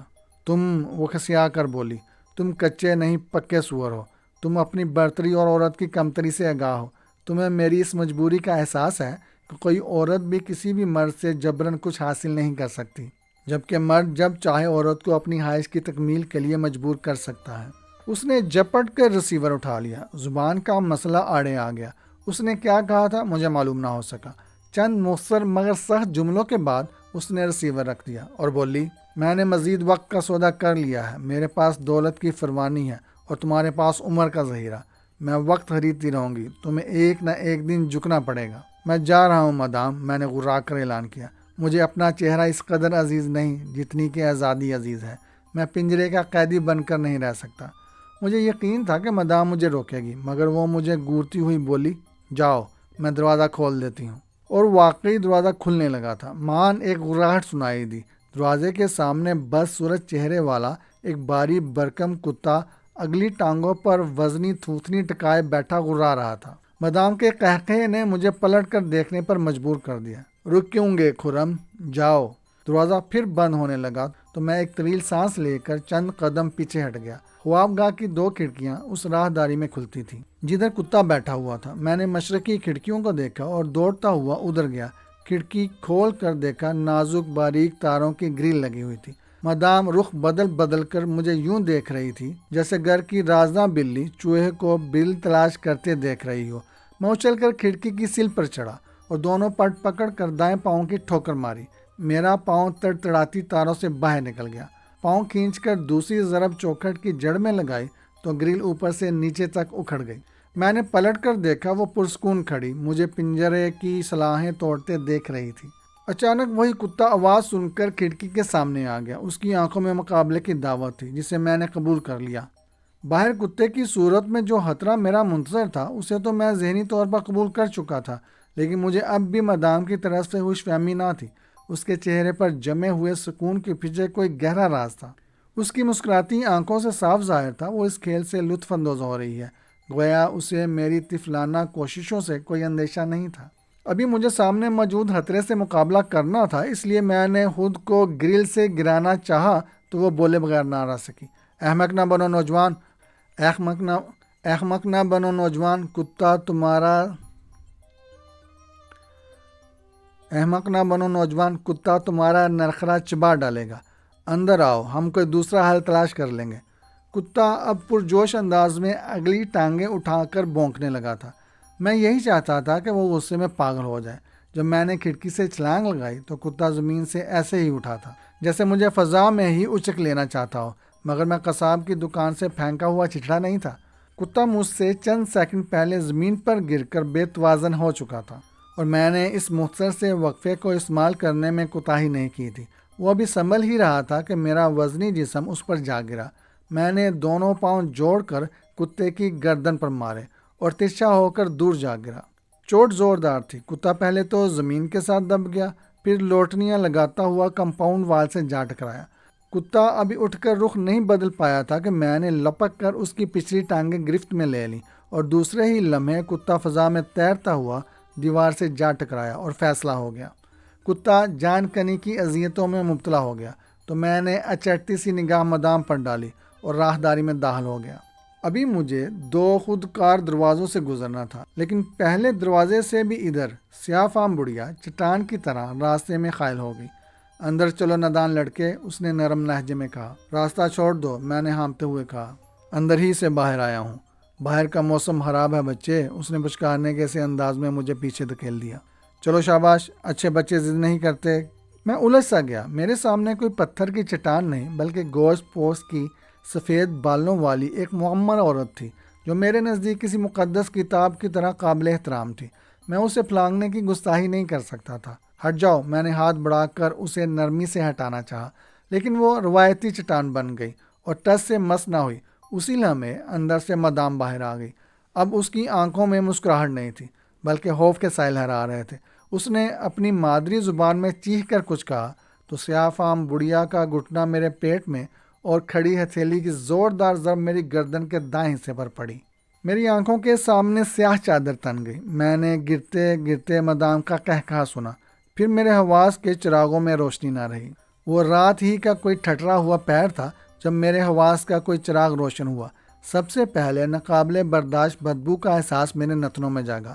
میں تڑپا تو میرے ہاتھ کچرے میں دنس گئے۔ تب دکھ بھرا احساس ہوا کہ خرم سلطان چودھری رات کے اس لمحے کسی کوڑے کے ڈرم میں الٹا کھڑا ہے۔ میں نے حرکت کی تو گردن تک کچرے میں دنس گیا۔ میں فوراً ساکت ہو گیا۔ یہاں نیشنل کیڈٹ ٹریننگ کام آئی اور میں اگلے ہی لمحے ڈرم سے باہر اپنے پیروں پر کھڑا سوچ رہا تھا کہ شہر سے کس قدر دور ہوں اور رات کی تاریکی کا سفر بھی کتنا باقی تھا۔ سمت اور وقت کا تعین ضروری تھا کیونکہ مدام نے میرا لباس بطور نشانی اپنے پاس رکھ لیا تھا۔ میں اللہ کا نام لے کر ایک طرف چل دیا۔ قریب ہی پارک نظر آیا تو میں اس میں جا گھسا۔ وہاں ان گنت جسم لاشوں کی طرح ساکت پڑے تھے۔ ایسی ہی ایک سانس لیتی ہوئی لاش سے کمبل اتار کر میں وہاں سے بھاگ اٹھا اور بھاگتا چلا گیا۔ صبح کی پہلی کرن کے ساتھ عبدالحکیم کے گھر سے بھی ایک کرن باہر آئی اور مجھے کمبل میں دیوار کے سہارے بیٹھے دیکھ کر وہ غالباً چیخ کر اندر جانا چاہتی تھی کہ میری آواز سن کر رک گئی۔ وہ مجھ پر جھکی اور پھر میرے گھٹنوں پر ہتھیلیاں ٹیک کر بیٹھ گئی۔ تم؟ لیکن کیوں؟ ماں کو جگا دو، میں نے اپنی کانپتی ہوئی آواز میں کہا۔ میں اندر جانا چاہتا ہوں لیکن تمہارے ساتھ نہیں۔ اس نے میری جلتی ہوئی پیشانی کی تپش اپنے ہاتھوں پر محسوس کی تو چونک اٹھی۔ ارے تمہیں تو بہت تیز بخار ہے، چلو اندر چلو۔ میں آبدہ کے ساتھ اندر نہیں گیا بلکہ اس نازک سی جان نے میرا بوجھ سہار لیا تھا۔ اندر نائٹ بلب روشن تھا۔ عبدالحکیم تو شاید سویا ہوا تھا لیکن ریحانہ بیگم وضو کا پانی لیے باہر آ رہی تھی۔ اماں، آبدہ نے مجھے اپنے پلنگ پر ڈالتے ہوئے کہا۔ خرم بہار میں جل رہا ہے، یہ باہر بیٹھا ہوا تھا۔ ریحانہ بیگم نے سب کو جگا ڈالا اور سارا خاندان جا کر میرے ارد گرد پھیل گیا۔ کچھ دیر بعد وہ ماں بیٹی کہیں باہر چلی گئی تو میں نے عبدالحکیم کو اپنی سرگزشت سنا ڈالی اور درخواست کی کہ امر سنگھ کو میری یہاں موجودگی کا علم نہیں ہونا چاہیے۔ 5 روشن دن اور 4 سرد تاریک راتیں میں آبدہ کے قرب کی مہک میں ڈوبا رہا تھا۔ آبدہ روایتی جھجک کے خول میں بند تھی۔ اس کی محبت کا دھیما پن مجھے بے حد اچھا لگا۔ اس کا پیار برساتی ندی کے شور جیسا نہیں تھا، بلکہ سمندر کی عمیق گہرائیوں اور خاموشیوں جیسا ٹھہرا ٹھہرا سا اور گہرائیوں میں پرجوش تھا۔ ایک شام ننھے کو کھانسی تھی۔ ریحانہ بیگم مجھے گہری نیند سوتا چھوڑ کر ڈاکٹر کے پاس چلی گئی تو آبدہ گھر میں تنہا رہ گئی۔ میں سویا ہوا نہیں تھا اور نہ ہی بہانے کیے ہوئے تھا، بلکہ میں تو آنکھوں کے بند کمروں میں اپنا ماضی تلاش کر رہا تھا کہ اچانک مانوس خوشبو کا جھونکا میری ناک سے ٹکرایا۔ میں نے چونک کر بند دریچے کھول دیے۔ آبدہ کا چہرہ مجھ پر جھکا ہوا تھا۔ اس کے ہونٹ میری پیشانی پر مقدس مہر بن کر ثبت ہو گئے۔ خرم، اس نے گرد آلود فرش پر انگلی سے آڑی ترچھی لکیریں کھینچتے ہوئے کہا، واپس چلے جاؤ خرم، تمہیں یہاں نہیں آنا چاہیے تھا۔ مجھے تمہاری مجبوریوں اور تمہارے والدین کی پریشانیوں کا احساس ہے۔ میں آج رات ہی یہاں سے نکل جاؤں گا۔ اس نے تڑپ کر میرے ہونٹوں پر اپنا مہکتا ہوا ہاتھ رکھ دیا۔ تم غلط سمجھے ہو خرم، یہاں سے مراد میرا گھر نہیں۔ میں چاہتی ہوں کہ تم یہ شہر چھوڑ کر واپس اپنے وطن چلے جاؤ۔ ابا اور امی بھی یہاں سے نکلنے کی فکر میں ہے۔ یہ وحشیوں کا شہر ہے۔ میں واپس نہیں جا سکتا آبدہ۔ میں سارے پل توڑ کر اس ساحل پر اترا ہوں۔ میں آگے تو بڑھ سکتا ہوں مگر واپس نہیں جا سکتا۔ ہاں، وقت کے فنکار ہاتھوں نے پل دوبارہ تعمیر کر دیے تو ضرور واپس جاؤں گا۔ جانتے ہو ابا امی نے کیا سوچا ہے؟ ہاں، میں نے مسکرا کر اسے دیکھا۔ وہ ہمیں ملانا چاہتے ہیں نا؟ ہاں، آبدہ نے اس بات میں گردن ہلائی۔ لیکن کیا ایسا ممکن ہے خرم؟ کیوں نہیں، بالکل ممکن ہے، لیکن ہم کوئی عہد نہیں کریں گے۔ یہ وعدوں کا دور نہیں ہے۔ ہاں، ہم اپنا عزم زندہ رکھیں گے۔ میں اب اسی عزم کے بھروسے پر یہاں وہاں ہر جگہ تمہارا انتظار کرتی رہوں گی۔ منّے کی کھانسی کی آواز سن کر وہ اچھل پڑی اور میں نے بھی کروٹ بدل لی۔ 6 روز ہم دونوں تاروں کی روشنی میں گھر سے نکلے اور ہائی وے تک پیدل ہی چلے۔ وہاں پیٹرول پمپ کے احاطے میں عبدالحکیم کی کار کھڑی تھی۔ ڈرائیونگ جانتے ہو؟ عبدالحکیم نے چابی نکالتے ہوئے پوچھا۔ سوزوکی چلاتا رہا ہوں۔ خیر بیٹھو، وہ ڈرائیونگ سیٹ پر بیٹھتے ہوئے بولا۔ میں اینک بھول آیا ہوں، دور کی چیز کم دکھائی دیتی ہے۔ ہمیں مضافات کی طریق سڑکوں پر سفر کرنا ہوگا۔ ہیڈ لائٹس بھی خاصی کمزور ہے۔ باتوں کے دوران ہی کار کا انجن جاگ اٹھا۔ عبدالحکیم اچھا ڈرائیور نہیں تھا یا نظر کی کمزوری رکاوٹ بن گئی تھی؟ کار فراخ اور ویران سڑک پر بمشکل 40 کی رفتار سے چل رہی تھی۔ میرے سامنے تیری سلامتی کا مسئلہ سب سے اہم ہے۔ ماسٹر میجو کی دشمنی اونٹ جیسی ہے، وہ باغیوں کو کبھی معاف نہیں کرتا۔ میرا پاسپورٹ اور کاغذات اسی کے پاس ہیں، میں نے بتایا۔ میں اب یہ ملک بھی نہیں چھوڑ سکتا۔ خود کو چھپائے رکھنا، تصویر کے ذریعے اس کے گرکے تمہیں شہر میں تلاش کریں گے، اس لیے میں تمہیں ادھر لے آیا ہوں۔ یہ کہہ کر اس نے گھنے درختوں کے نیچے کار روک دی۔ 1 فرلانگ کا فاصلہ پیدل طے کرنے کے بعد ہم ایک چوبی کمپاؤنڈ وال پھلانگ کر اندر گئے اور عبدالحکیم نے دروازے پر ہلکی سی دستک دی۔ پھر گھوڑے کی آواز سنی تو ہم نے پلٹ کر دیکھا۔ ایک بوڑھا گھوڑے کو سر پر دوڑاتا ہوا ہماری طرف آ رہا تھا۔ وہ ٹھگنے قد اور مضبوط جسم کا چینی نیاد 60 سالہ بوڑھا تھا۔ آتے ہی اس نے میرا معائنہ شروع کر دیا، پھر ہر قدم پیچھے ہٹ کر بولا، اچھا ہے، نام بولو۔ خرم چودھری، عبدالحکیم نے جواب دیا۔ مسٹر ہوکی، یہ میری امانت ہے۔ میں تمہیں بتا چکا ہوں کہ ماسٹر میجو سے بھاگ کر آیا ہے۔ مسٹر ہوکی نے سر ہلاتے ہوئے میرا ہاتھ تھاما اور چلنے کا اشارہ کیا۔ خرم، یہ اپنا وفادار دوست ہے۔ ہم کئی برس ڈھاکہ میں ساتھ رہ چکے ہیں۔ خود کو ملازم نہ سمجھنا۔ ویسے تمہیں مصروف رکھنے کے لیے ہوکی کے پاس بہت کام ہے۔ اصل مقصد کچھ عرصہ روپوشی ہے۔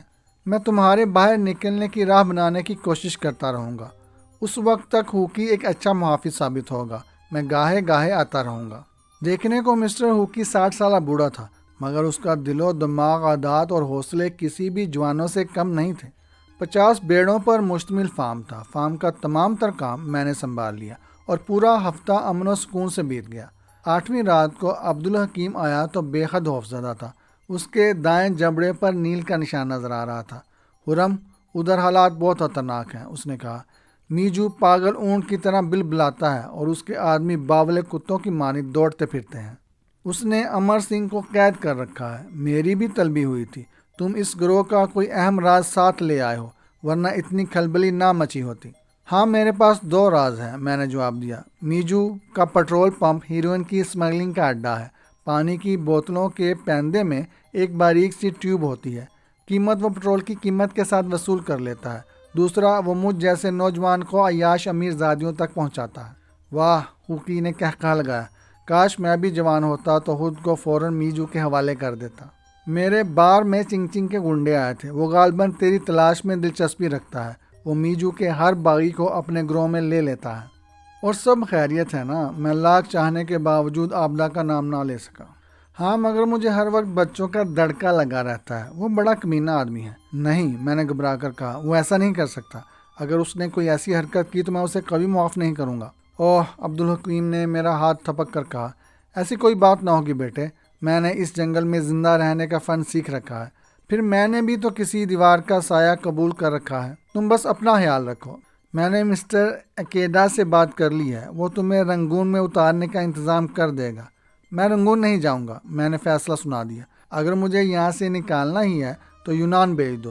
میں گھر سے یونان کے لیے ہی چلا تھا کہ تقدیر نے ہانگ کانگ کی گلاسوں میں پھینک دیا۔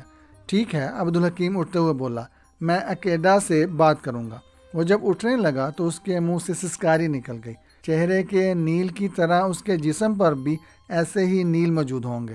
اس شریف ہستی کو میری وجہ سے کتنی اذیتوں سے گزرنا پڑ رہا تھا۔ میں اس کا درد محسوس کر رہا تھا، مگر بے بس تھا۔ اس رات مجھے اپنی بے بسی اور عبدالحکیم کے خاندان کے سر پر منڈلاتے ہوئے خطرات نے سونے نہیں دیا۔ رات بھر میں آبدہ کے گھر اور زینت کے خیالوں کے درمیان دوڑتا رہا، حتیٰ کہ مرغ کی پہلی بانگ پر میں نے ہاتھ بڑھا کر ماچس تلاش کی اور ٹیبل لیمپ جلا دیا۔ امر سنگھ کی بات مجھے کھا گئی تھی۔ میں نے پہلا سجدہ اسی کے گھر میں کیا تھا۔ وہ سجدہ میری جبین پر جاگتا رہتا تھا اور ہر نماز کے وقت مجھے خدا کے حضور گرنے پر مجبور کر دیتا تھا۔ میں وضو کر کے نماز کے لیے کھڑا ہو گیا، لیکن جب میں نے سلام پھیرا تو میرے پیچھے ہوکی کھڑا پائپ پی رہا تھا۔ اس نے باڑے کی زنگ آلود چابی میری طرف بڑھا دی۔ یہ روز کا معمول تھا، بیڑوں کا دودھ دونا میری ڈیوٹی تھی۔ اس روز مجھے دیکھ کر ہوکی کے گھوڑے نے نتنے پھلا کر دبی آواز میں ہنہنانا شروع کر دیا۔ ایسے پہلے کبھی نہیں ہوا تھا۔ میں اس کی گردن پر تھپکی دے کر آگے نکل گیا۔ تمام بیڑیں خلاف معمول باڑ کے ایک کونے میں ایک جگہ دبکی کھڑی تھی۔ وہ مجھے دیکھ کر ممیانے لگی۔ میں نے باڑے کا جائزہ لیا۔ ہوکی نے بتایا تھا کہ ایک جنگلی بلّا کبھی کبھی باڑے میں گھس کر بیڑوں کو پریشان کرتا رہتا ہے۔ باڑے میں کوئی ایسی شے نہیں تھی، پھر بھی بیڑیں سہمی سہمی دکھائی دے رہی تھیں۔ وہ ایک طرف ٹکٹکی باندھے دیکھ رہی تھی۔ ادھر مغربی دیوار کے ساتھ ساتھ گھنے درخت دور تک پھیلے ہوئے تھے۔ میں نے گردن گھما کر ادھر دیکھا تو دیوار کے اوپر سے 2 آنکھیں مجھے گور رہی تھیں۔ پھر ایک دم پورا چہرہ ابھرا اور میں اس چہرے کو پہچان کر گیٹ کی جانب چھلانگ لگا دی، لیکن مجھے خود کو فوری روکنا پڑا۔ کھلے گیٹ میں ایک اور شخص کھڑا مسکرا رہا تھا۔ اس کے ہاتھ میں دبے ریوالور کی نال میری طرف اٹھی ہوئی تھی۔ نہیں مارتی، شناسا چہرے والا شخص چیخ پڑا، یہ میرا شکار ہے۔ میں نے تھوک نگل کر اس کی طرف دیکھا۔ وہ دیوار پھاند کر باڑے میں کود آیا تھا۔ اس کے دونوں خالی ہاتھ آگے پھیلے ہوئے تھے۔ ایسا ہی انداز اس نے پہلے بھی اپنایا تھا اور میں نے دھوبی پاٹ آزما کر خود کو بچا لیا تھا، لیکن آج وہ خود میری طرف بڑھ رہا تھا اور میرے پیچھے ایک مسلح نوجوان کھڑا تھا۔ میرا حریف آہستہ آہستہ میری طرف یوں بڑھ رہا تھا جیسے چیتا اپنے شکار کی جانب بڑھتا ہے۔ اچانک فضا میں ہوکی کے گھوڑے کی بنبناہٹ ابھری تو میں نے چونک کر ادھر دیکھا۔ ہوکی گھوڑے پر سوار ہو رہا تھا۔ میں نے غیر محسوس انداز میں چہرہ ذرا سا دائیں جانب گھما کر اس شخص کی پوزیشن اور فاصلے کو نگاہوں میں ناپا۔ مجھے حیرت ہوئی کہ سامنے آنے والا آدمی جس سست روی سے میری طرف آ رہا تھا، اسی تیزی سے مارتی مجھ سے اپنا فاصلہ بڑھا رہا تھا۔ اس کا انداز ایسا ہی تھا جیسے کوئی شکست خوردہ شخص پچھلے پاؤں میدان چھوڑ رہا ہو، لیکن یہ اس کی چال تھی جو بعد میں مجھے معلوم ہوئی۔ وہ خود کو میری دسترس سے دور رکھ کر اپنے ساتھی کے اقدام کا جائزہ لینا چاہتا تھا۔ یہ احتیاط شاید اس کے لیے کی گئی تھی کہ اگر میں ایک سے نمٹ کر فوراً دوسرے پر حملہ نہ کرنا چاہوں تو فاصلے کی وجہ سے ایسا نہ کر سکوں۔ لڑنے کا یہ محفوظ اور محتاط انداز میں نے اسی سے سیکھا تھا۔ یکایک میں نے دونوں ہاتھوں سے چہرہ ڈانپ لیا اور جسم پر لرزہ بھی طاری کر لیا تو وہ قریب آ کر الجھن کا شکار ہو گیا۔ اپنے ہاتھ نیچے کرو، وہ غرایا۔ میں لڑکھڑانے کے انداز میں پیچھے ہٹتے ہوئے دائیں بائیں لہرایا اور اس کی تنی ہوئی انگلیاں سکڑ کر مٹھی سے جا لگی۔ ہاتھ بھی نیچے گرا کر وہ ایک قدم آگے بڑھایا۔ درمیانی فاصلہ بڑھتے بڑھتے بعد میں کم ہو گیا کیونکہ میں نے دائیں بائیں لہراتے ہوئے ایک قدم آگے بڑھا دیا۔ ایک قدم وہ بھی آگے آیا تو ٹکر دائیں گھٹنے اور دونوں ہاتھوں کی ضرب ایک ساتھ مارنے کی کامیابی میرے حصے میں آئی۔ ٹارگٹ کی پوزیشن ایسی تھی کہ میں نے بیک وقت تینوں ضربیں لگا دی تھی۔ اس کے حلق سے داڑھ نکلی۔ وہ پہلے اچھل کر پشت کے بل گرنے لگا تھا، لیکن گھٹنے اور ہاتھوں کی ضرب نے اسے پیچھے نہیں گرنے دیا تھا۔ وہ دونوں ہاتھ سینے پر رکھ کر جھکا اور آٹے کی بری ہوئی بوری کی طرح دب سے میرے قدموں میں گر گیا۔ میں نے پلٹ کر دیکھا اور ایک طویل سانس لے کر رہ گیا۔ مارتھی 10-15 قدم دور کھڑا تھا اور اس کے ہاتھ میں سیاہ ریوالور ایک آنکھ سے مجھے گور رہا تھا۔ تو مجھے معلوم ہوا کہ مارتھی ڈر کر مجھ سے دور نہیں ہوا تھا، اور یہ انکشاف بھی میرے تجربے میں اضافہ ہی تھا کہ جنگ میں فاصلے کو کس قدر اہمیت ہوتی ہے۔ اگر مارتھی بھی اپنے ساتھی کی مدد کے لیے میرے قریب ہوتا تو میری کامیابی کا 50-50 چانس ہوتا، لیکن مارتھی نے فاصلہ بڑھا کر خود کو محفوظ کر لیا تھا اور مجھے بے بس ہونے اور جیتی ہوئی بازی ہارنے پر مجبور کر دیا تھا۔ وہ میرے ہاتھوں کی پہنچ سے دور تھا اور میں اس کے ریوالور کی گولی کی حدود میں خالی ہاتھ کھڑا تھا۔ مارتھی کا ساتھی خالی ہاتھ میرے مقابلے پر آیا تھا۔ میں نے مقابلہ جیت لیا تھا، لیکن گوشت پوش کا جسم گولی کا مقابلہ کیسے کرتا؟ میں زندگی سے نہ سہی مگر اپنی آزادی سے مایوس ہو گیا کیونکہ اس کی انگلی لب لبی سے دور تھی۔ اگر وہ مارنا چاہتا تو فائر کر کے اپنی ساتھی کا انتقام لے سکتا تھا، لیکن وہ صرف مجھے گور رہا تھا۔ فوری اور فطری کارروائی کا لمحہ آگے نکل گیا تھا، اس لیے مجھے امید تھی کہ وہ فائر نہیں کرے گا۔ ہاتھ اٹھا کر گیٹ کی طرف بڑھو، مارتھی نے ریوالور والے ہاتھ کو جھٹکا دے کر مجھے حکم دیا۔ اسے شاید خدشہ تھا کہ میری جیب میں بھی کوئی آتشی کھلونا ہوگا۔ میں نے تھوک نگل کر چاروں طرف دیکھا۔ ہر طرف قد آور درخت چپ چاپ اور اداس کھڑے میری بے بسی کو دیکھ رہے تھے، حتیٰ کہ پرندے بھی خاموش تھے، جیسے ہر شے وقت کی مٹھی میں کسی آنے والے اندیکھے لمحے کی منتظر تھی۔ وہ دھماکہ سماعت شکن ہی تھا جس نے ساکت اور خاموش ماحول کو کرچی کرچی کر دیا تھا۔ جب آواز کی زد سے نکل کر میں نے دیکھا تو حیرت اور خوشی کے مارے میں اچھل پڑا تھا۔ مارتھی زمین پر پڑا تڑپ رہا تھا اور اس کے سینے سے خون کا فوارہ جاری تھا۔ وہ تعداد میں 5 تھے اور 5 کے نیچے گھوڑے تھے۔ میرا مربی بوڑھا ہوکی کسی فاتح جرنیل کی مانند ان کے آگے آگے میری طرف بڑھ رہا تھا۔ سب سوار جھکے ہوئے درختوں کی جھنڈ سے نکل رہے تھے۔ حالات نے ایک دم کچھ اس طرح سے پلٹا کھایا تھا کہ میں ایک بار غیر ارادی طور پر اچھلنے کے بعد منجمد ہو گیا۔ بوڑھے ہوکی نے گھوڑے سے اتر کر میرے کندھے پر تھپکی دی اور میں نے سکتے کی گہری نیند سے بیدار ہو کر اپنے محسن اور نجات دہندہ کی جانب تشکر آمیز نگاہوں سے دیکھا۔ میں اپنی ماں سے کیے ہوئے عہد سے مجبور تھا۔ وہ گرے ہوئے آدمی کو دیکھتا ہوا بولا، میں نے اپنی ماں سے وعدہ کیا تھا کہ کسی انسان کی جان نہیں لوں گا۔ تم نے یقیناً میرے بارے میں بڑی غلط رائے قائم کی ہوگی، لیکن میں اپنے کسی جذبے اور تعریف کی خاطر ماں کی روح کو دکھ نہیں دے سکتا تھا۔ میں اس سے شرمندہ سے شخص کو مناسب جواب دے کر مطمئن کرنا چاہتا تھا کہ میرے پاؤں میں پڑا ہوا شخص مرتے ہوئے سانپ کی طرح حرکت کرنے لگا۔ پھر جب ہتھیلیوں کے بل اس نے چہرہ اوپر اٹھایا تو میں نے پاؤں اٹھا کر اس کے سر پر زور سے ضرب لگائی اور پھر میری دوسری ضرب واپس اسے تاریکیوں میں دھکیل لی۔ تم شوراٹ کے ساتھ چلے جاؤ، ہوکی نے کہا، میں انہیں اپنی منزل تک پہنچا دوں گا۔ ان کی تلاش میں کوئی نہ کوئی ضرور آئے گا۔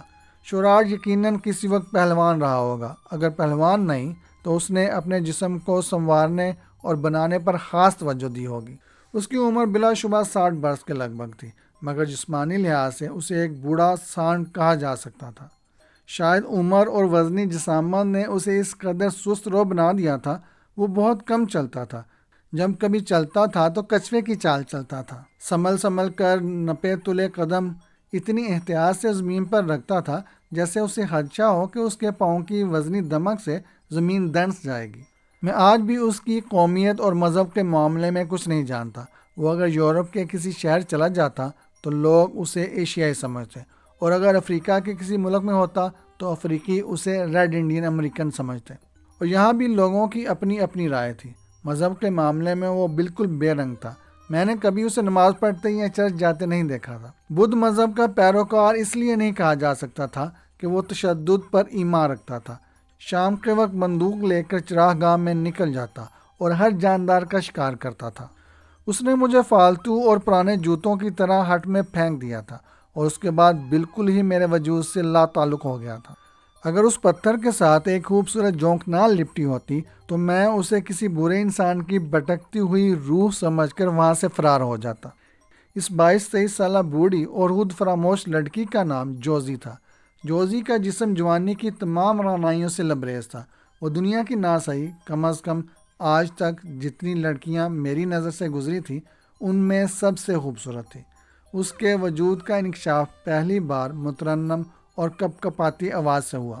میں کھڑکی کی دیوار سے ٹیک لگائے نیم دراز تھا۔ میرے سامنے ایک چھوٹا سا پیٹرومیکس روشن تھا، لیکن میں اس کی روشنی سے بہت زیادہ دور اندھیروں میں بھٹک رہا تھا۔ میرے سامنے اندھیری چادر میرے اپنوں کے چہرے متحرک تھے جنہیں میں اپنے پیچھے چھوڑ کر دکھ دے کر آ گیا تھا۔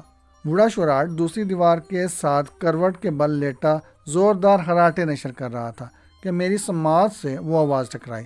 پہلے تو میں نے سانس روک کر اس آواز کو دوبارہ سننے کی کوشش کی، لیکن جب جینگروں کی آواز کے سوا کوئی آواز سنائی نہ دی تو میں نے اسے اپنی سماعت کا وہمہ سمجھا۔ لیکن چند لمحوں بعد ہی وہی گھنٹیوں جیسی آواز پھر سنائی دی۔ میں نے ٹانگوں سے کمبل ہٹایا اور سوچنے لگا کہ اگر اس گھر میں کوئی لڑکی ہے تو اب تک کہاں تھی۔ گو کہ میں نے شوراٹ کو کھانا تیار کرتے نہیں دیکھا تھا اور کھانے کی ٹرے وہ خود اٹھا کر لایا تھا، لیکن اگر وہ ہے تو اب تک کہاں تھی، اور اگر نہیں تھی تو اب کہاں سے آئی ہے؟ مجھے میرے سوالوں کے جواب کون دیتا؟ مجھے خود ہی اپنے ہر سوال کا جواب تلاش کرنا تھا۔ میں اٹھ کر دبے پاؤں باہر نکل آیا۔ آواز ساتھ والے کمرے سے آ رہی تھی اور کمرے کی کھڑکی کھلی ہوئی تھی۔ میں نے پردہ ذرا ہٹا کر کمرے میں جھانکا اور پھر میرے نتنوں سے ایک طویل سانس خارج ہو گئی۔ وہ 3 موم بتیوں کے سامنے ہاتھ اٹھائے اور آنکھیں موندے اس طرح بیٹھی تھی جیسے کبھی مورتی کو عبادت کے انداز میں بنا کر رکھ چھوڑا گیا ہو۔ وہ ہاتھ اٹھائے کوئی دعائیا گیت گا رہی تھی۔ میں بت سا بنا ایک ٹک اسے دیکھے جا رہا تھا۔ میں نے تہیہ کر لیا تھا کہ اگر یہ لڑکی رات بھر اسی طرح بیٹھی اپنے پروردگار سے باتیں کرتی رہی تو میں بھی یوں ہی کھڑا اسے دیکھتا رہوں گا اور اس کی آواز سے اپنی روح کی تشنگی دور کرتا رہوں گا۔ ابھی لڑکی کا گیت جاری تھا اور مجھ پر کیف و مستی کا خمار طاری تھا کہ کسی نے میرے کندھے پر اپنا وزنی ہاتھ رکھ دیا۔ چونک کر پلٹا، میرے سامنے شوراٹ کھڑا تھا۔ واپس چلو، اس نے سرگوشی کی، یہ دنیا ہماری دنیا نہیں ہے۔ کون ہے انکل؟ اندر سے جوزی نے پوچھا۔ چونکہ شوراٹ کی سرگوشی بھی اس کے جسم کی طرح بھاری بھرکم تھی اس لیے جوزی نے بھی اسے سن لیا تھا۔ اوہ، شوراٹ کو میں نے پہلی بار چرمراتے لہجے میں بات کرتے سنا تھا۔ کوئی نہیں جوزی، وہی لڑکا ہے۔ اچھا، اسے اندر بھیج دیں انکل، جوزی نے کہا، اور شوراٹ نے میرے کندھے پر تھپکی دی، پھر مجھے دھکیلتا ہوا دروازے کے سامنے لے گیا۔ اس نے دروازے کو بڑے مؤدب انداز میں کھولا اور میرے لیے راستہ چھوڑ کر ایک طرف ہٹ گیا۔ جب میں اندر داخل ہوا تو وہ موم بتی کی تشریح ہاتھ میں لیے کمرے کے درمیان کھڑی تھی۔ اگر وہ اچانک اور پہلی بار میرے سامنے آتی، اس کا حسن جہاں سوز یقیناً میرے حواس گم کر دیتا، لیکن میں اسے دیکھ کر خود کو سنبھال چکا تھا۔ میرے لیے کیا حکم ہے مدام؟ شوراٹ نے مؤدبانہ انداز میں پوچھا تو مجھے حیرت کا ایک اور جھٹکا لگا۔ میرا خیال تھا کہ جوزی شوراٹ کی بانجی یا بھتیجی ہوگی۔ اس نے اسے انکل کہہ کر مخاطب کیا تھا، لیکن شوراٹ جیسے بیڑیا خصلت انسان کا یہ مؤدبانہ انداز مجھے الجھن میں مبتلا کرنے کے لیے کافی تھا۔ اوہ، جوزی نے یوں پلٹ کر دیکھا جیسے اسے امید نہ ہو کہ شوراٹ بھی باہر موجود ہوگا۔ آپ جا کر آرام کریں انکل، میں کچھ وقت اور جاگوں گی۔ میں نے اس لڑکے کی وجہ سے پوچھا تھا مدام، شوراٹ بولا۔ جوزی کے ہونٹ سکڑ گئے اور خوبصورت نتنے پھڑکنے لگے اور اس کے حسین چہرے کے نرم و نازک حد و حال بگڑ کر رہ گئے۔ مجھے یوں محسوس ہوا جیسے میں کسی جابر و ظالم حاکم کے سامنے کھڑا ہوں۔ احمقانہ سوال نہ کیا کرو شوراٹ، اس کے منہ سے غراہٹ نکلی۔ تمہارے جسم کی طرح تمہاری سوچیں بھی مفلوج ہوتی جا رہی ہیں۔ اوہ مدام، شوراٹ بے قراری سے ہاتھ ملتا ہوا اندر آ گیا۔ اس کا سر جھکا ہوا تھا۔ آپ میری مہمان ہیں مدام، اور یہ نوجوان وحشی اور خطرناک ہے۔ مجھے تمہاری کلائی میں کانچ کی چوڑی نہیں بنایا گیا۔ شوراٹ، جاؤ اپنے کشیدہ اعصاب کو پرسکون کرو۔ کیا میں معاف کر دیا گیا ہوں مدام؟ شوراٹ نے دھیرے سے پہنچا۔ ثابت جسم کے ساتھ واپسی کا مطلب یہی ہوتا ہے ڈیئر انکل، جوزی نے نرم لہجے میں کہا، اور شوراٹ الٹے قدموں چلتا کمرے سے باہر نکل گیا۔ بیٹھ جاؤ، اس نے موم بتیوں والی تشتری کو ایک چوکی پر رکھتے ہوئے کہا۔ کیا نام ہے؟ خرم سلطان چودھری، میں نے مضبوط اور ٹھہرے ہوئے لہجے میں جواب دیا۔ اس نے میری طرف استقبالیہ نگاہوں سے دیکھا اور مسکرا کر بولی، مشکل اور طویل نام ہے، کیا انڈین ہو؟ نہیں، پاکستانی۔ اوہ، اس نے ایک چوکی میری طرف کھسکائی اور دوسری پر خود بیٹھ گئی۔ پھر یقیناً مسلمان ہو گئے؟ جی۔ میں نے چوکی کو ٹھوکر سے دور کیا اور اکڑوں بیٹھ گیا۔ وہ لکڑی کی ایک پرانی سی پیٹی کو کھولے اس کے اوپر جھکی ہوئی تھی۔ جب وہ سیدھی ہوئی تو اس کے ہاتھ میں 2 بوتلیں تھیں۔ بدوضع سی وہ بوتلیں تپائی پر رکھ کر اٹھی، ایک میز سے بڑا سا تھرماس اور 2 گلاس اٹھا کر میرے سامنے آ بیٹھی۔ میں حیرت میں ڈوبا اس لڑکی کو دیکھ رہا تھا جو ہر گزرنے والے لمحے کو جٹلاتی جا رہی تھی۔ پہلی نگاہ میں وہ میرے سامنے ایک عابدہ اور نیک لڑکی کے روپ میں آئی تھی، پھر شراط سے مخاطب ہو کر اس کا دوسرا رخ سامنے آیا تھا، اور اب خدا سے باتیں کرنے اور دعائیں مانگنے والی وہی لڑکی میرے سامنے الخبائث کی آغوش میں جانے کی تیاریاں کر رہی تھی۔ مجھے تمہارے نام کا دوسرا حصہ یاد نہیں رہا، وہ تھرماس سے برف کی ڈلیاں نکال کر گلاسوں میں ڈالتے ہوئے بولی۔ کیا صرف خرم کہہ سکتی ہوں؟ ہاں، کوئی حرج نہیں، میں نے مسکراتے ہوئے کہا۔ مختصر نام اچھے لگتے ہیں، اس نے بوتل سے ایک گلاس میں شراب انڈیلتے ہوئے کہا۔ میرا نام جوزفین ماریا ہے۔ ماریا میری ماں کا نام تھا، میں نے لوگوں کی آسانی کے لیے نام کو مختصر کر کے جوزی رکھ لیا ہے۔ اس نے گلاس بھرنے کے بعد میری طرف بڑھایا، لیکن میں نے معذرت کر لی۔ مجھے معلوم تھا کہ میں تم سے اکثر لوگ شراب نہیں پیتے، شاید تمہارا شمار بھی انہی مذہبی لوگوں میں ہوتا ہے، اس لیے میں نے شراب کی جگہ جوس کی بوتلیں نکالی ہیں۔ میں نے گلاس اٹھا لیا، اسی بوتل سے دوسرا گلاس اس نے اپنے لیے تیار کیا اور گونٹ گونٹ پینے لگی۔ مسٹر ہورم، ایک ذاتی سوال کر سکتی ہوں؟ جی، لیکن جواب کی پابندی کے بغیر۔ میرا جواب سن کر وہ ہنس پڑی۔ ابھی انکل شمار نے تمہیں وحشی اور خطرناک نوجوان کہا تھا، لیکن اگر وہ ایسا نہ بھی کہتے تو میں یہی کچھ رائے قائم کرتی، کیونکہ شراٹ کی پناہ میں آنے والا کوئی شخص عبادت گاہ سے اٹھ کر کبھی نہیں آ سکتا۔ ہاں، تو کسی جیل سے بھاگے ہو یا قتل کر کے روح پوش ہو؟ مقتول ہونے کے خوف سے چھپتا پھر رہا ہوں، میں نے جواب دیا۔ بہت خوب، وہ ہنس پڑی۔ زندگی سے پیار کرنے والے شومارٹ کی چھت کے نیچے ایک پل نہیں رہ سکتے۔ شوراٹ لومڑیوں اور چوہوں کا شکاری کبھی نہیں رہا۔ سچ تمہاری زبان نہیں بتائے گی تو انکل بتا دیں گے۔ بہرکیف تم ایک منفرد قسم کے شاندار نوجوان ہو۔ ایشیائی میرا پسندیدہ خطہ ہے، رومانوی داستانوں کا حسین خطہ۔ اس نے آخری گھونٹ لیا اور خالی گلاس پوری قوت سے اوپر اچھال دیا۔ گلاس پہلے لکڑی کی چھت سے ٹکرایا، پھر فرش پر گر کر ایک چھناکے کے ساتھ ریزہ ریزہ ہو گیا۔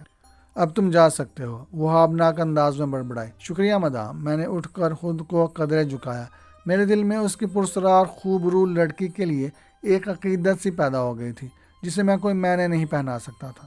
میں اپنے کمرے میں واپس آ گیا۔ شوراٹ گہری نیند سویا ہوا تھا اور دوسرے کمرے سے جوزی کے وجدان آفرین کی گیت آواز پھر آنے لگی۔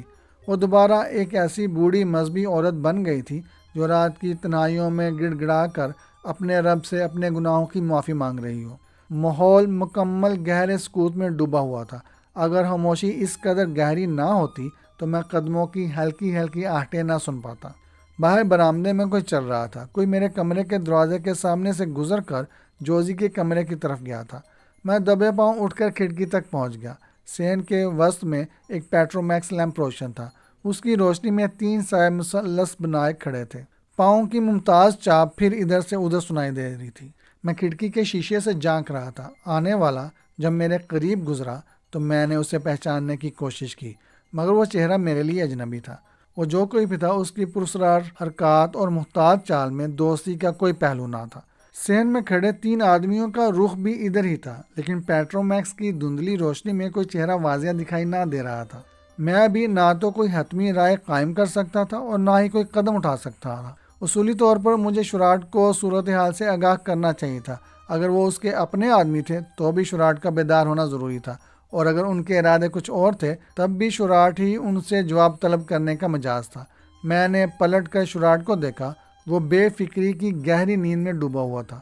چند لمحوں کے بعد کسی نے میرے کمرے کے دروازے پر بھرپور ٹھوکر ماری اور کواڑ پرشور انداز میں کھل گئے۔ چونکہ میں اس وقت کھڑکی سے چپکا کھڑا تھا، اس لیے دروازے میں کھڑا طویل قامت آدمی شوراٹ ہی کو گورنے لگا تھا، اور اگر اس وقت میرے پاس کسی قسم کا اسلحہ ہوتا تو میں بڑی آسانی سے اسے نشانہ بنا سکتا تھا، مگر میں خالی تھا۔ کواڑوں کے دھماکے سے شوراٹ نہ صرف بیدار ہوا تھا بلکہ اچھل کر کھڑا بھی ہو گیا تھا۔ میں نے دروازہ ٹھوکر سے کھولا تھا۔ وہ 3-4 قدم اندر آ کر رک گیا تھا وہ اب بھی شراٹ کی آنکھوں میں آنکھیں ڈالے کھڑا تھا۔ اتنی دیر میں باہر والے بھی دندناتے ہوئے اندر آ کر اپنے ساتھی کے پیچھے قطار میں کھڑے ہو گئے تھے۔ خرم چودھری کہاں ہے؟ طویل القامت شخص نے شراٹ سے پوچھا۔ تم لوگ کون ہو؟ شراٹ نے اس کے سوال کو نظر انداز کرتے ہوئے سوال کیا، اور یوں اندر گھس آنے کی جسارت کیسے کی؟ پہلے میرے سوال کا جواب دو بڑے میاں، طویل القامت نے سرد اور ٹھہرے ہوئے لہجے میں کہا۔ سنو مسٹر، شراٹ ایک قدم بڑھا کر پھنکارتی ہوئی آواز میں بولا، شاید کسی نے تمہیں میرا نام نہیں بتایا ہوگا، غلط جگہ آ گئے ہو برخوردار، اگر ادھر کوئی تمہیں رونے والا ہے تو چلے جاؤ۔ شراٹ اب کسی ماں کو روتے نہیں دیکھ سکتا، جاؤ، اس نے اپنا ہاتھ اٹھا کر کہا۔ جواب میں طویل القامت نے ایک طویل قہقہہ لگایا۔ مسٹر شراٹ، وہ بڑے دوستانہ انداز میں بولا، تم مجھے غصہ دلانے میں کامیاب نہیں ہو سکتے، میں اتنا احمق ہرگز نہیں ہوں، میرے پیشے کا تقاضا ہے کہ میں صرف اپنے شکار پر پوری توجہ دوں، تم میرے شکار نہیں ہو، میں نے تمہارا سودا نہیں کیا ہے، اس لیے میں تم پر اپنی انرجی ضائع نہیں کروں گا۔ تو سنو، وہ لڑکا یہاں سے بھی فرار ہو گیا ہے۔ شراٹ کی زبان اور نگاہوں نے عجب احمقانہ کھیل کھیلا تھا۔ زبان نے کچھ کہا تھا، نگاہوں نے اسے جھٹلا دیا تھا۔ شراٹ کی نگاہیں میری طرف اٹھ گئی تھی اور اس کی نگاہوں کا تعاقب کرتے ہوئے وہ چاروں مجھ تک پہنچ گئے تھے۔ میں دیوار سے پشت لگائے چپ چاپ کھڑا تھا۔ نہیں، انہیں میری جانب بڑھتے دیکھ کر شراٹ نے حیرت انگیز پھرتی کا مظاہرہ کیا۔ وہ فضا میں تیرتا ہوا میرے سامنے پہنچ گیا اور ڈال بنتے ہوئے بولا، یہ میری پناہ میں ہے۔ میں شراٹ کے پہاڑ جیسے جسم کے پیچھے چھپ گیا تھا، لیکن ایک گھومتی ہوئی لات نے شراٹ کو زمین بوس کر دیا۔ دراز قد آدمی شراٹ کو پھلانگتا ہوا مجھ پر کسی بھوکے عقاب کی مانند جھپٹا تھا۔ میں اپنی جگہ سے غیر ارادی طور پر اٹھا یا وہ نیچے جھکا تھا، میں کچھ سمجھ ہی نہیں سکا۔ وقفہ ہی اتنا قلیل تھا، اس نے 1 سیکنڈ سے بھی کم وقت میں مجھے اٹھا کر اپنے ساتھیوں کی طرف اچھال دیا تھا۔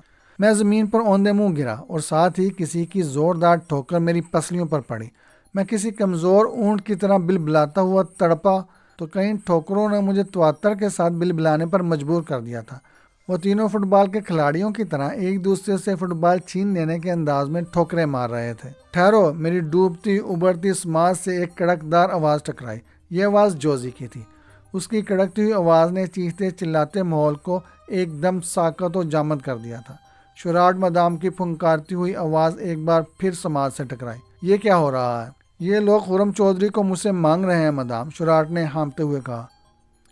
تم میں سے لیڈر کون ہے؟ جوزی نے پوچھا۔ مارش منافع خوبصورت ہے، تینوں میں سے ایک نے بائیں آنکھ دباتے ہوئے کہا۔